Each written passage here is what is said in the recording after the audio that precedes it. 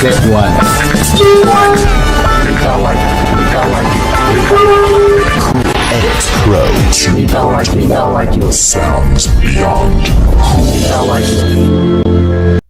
Kemudian tadi saya sampaikan, katanya ada ini rencana rehabilitasi stadion. Ada beberapa usulan dari pemerintah kabupaten kota. Tentu kita coba optimalkan yang mana yang bisa kita laksanakan lebih awal. Untuk jalan daerah, misalkan jalan daerah untuk tahun ini kan sudah kita masukkan kurang lebih 165 miliar dan 4 ruas. Mungkin di tahun 2026 kita coba maksimalkan lagi berapa yang bisa kita optimalkan. Semoga bisa melebihi daripada anggaran yang sebelumnya. Walaupun kalau boleh dibilang, kalau bisa dilihat, anggaran yang teralokasikan di Kabupaten Wajo itu termasuk anggaran yang paling tinggi di Provinsi Sulawesi Selatan ini dari antara kabupaten dan kota yang ada. Itu sudah kabupaten lain rata-rata cuma 15 sampai 20 miliar, bahkan ada yang nggak dapat. Kabupaten Wajo 165 miliar. Tahun depan kita coba maksimalkan lagi. Masalah stadion coba sudah kita usulkan, cuman beberapa hal kadang-kadang kita terkendala dengan desain, sehingga apabila desainnya sudah ada itu bisa lebih memudahkan.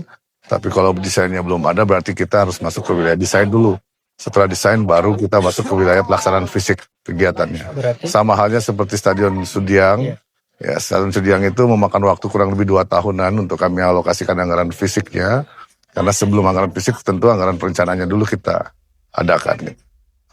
Ya, dan tentu kita berharap dari pemerintah daerah lahannya itu sudah clean and clear sehingga nggak ada masalah-masalah sosial lagi untuk kita laksanakan. Kemudian ada lagi tadi pun dari usulan Pak Bupati itu akan menjadikan Nepo 3 desa di pesisir dan tempe itu pusat kuliner terpanjang. Ya itu kan kalau itu program daerah. Kalau misalkan apa yang bisa kami support dari Kementerian Mitra Kerja Komisi 5, baik itu Menteri PU ataupun Menteri yang lain, Menteri Desa dan lain sebagainya, kita akan maksimalkan sepanjang menunya itu sesuai dengan apa yang diajukan oleh pemerintah daerah. Ya. Bisa Bang ada sedikit atensinya terkait harapan masyarakat Kabupaten Wajo yang terkait kemarin program PDAM itu air bersih dengan yang pemukiman yang di tempe itu yang sempat ada akibat kemarin ada sedikit masalah di lapangan. Ya, jadi untuk PDAM saat ini kan yang kita alokasikan itu jauh-jauh hari sebelumnya itu adalah SPAM SPAM dan sudah dilaksanakan oleh Balai Cipta Karya. Namun kemudian dalam proses pelelangannya terjadi kegagalan pelaksanaan sehingga terjadi putus kontrak. Putus kontrak itu oleh rekanan yang sebelumnya. Saat ini kondisinya setelah dihitung oleh BPKP, berapa total anggaran yang sudah teralokasikan di situ, yang sudah dilaksanakan fisiknya, itu dibayarkan kepada rekanan sebelumnya. Nanti akan menunjuk atau lelang lagi kepada rekanan berikutnya yang kira-kira sisa kebutuhan keuangannya berapa, itu sudah kita alokasikan 25 miliar saat ini. Tetapi tetap menunggu hasil perhitungan daripada BPKP seberapa besar lagi kebutuhan dananya. Nah, jadi mudah-mudahan tahun ini untuk SPAM Wajo ini alokasi anggarannya udah sekarang proses lelang. Mudah-mudahan segera bisa diselesaikan. Menyangkut masalah yang Kementerian Pemukiman itu juga seperti itu.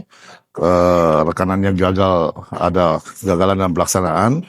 Itu juga sudah diputus kontrak sehingga kemudian saat ini dihitung oleh BPK seberapa besar jumlah bobot kegiatan yang sudah dilaksanakan dan akan dibayarkan. Nanti sisanya akan dilelangkan ulang di tahun anggaran ini untuk menyelesaikan volume yang belum dilaksanakan kemarin. Ya.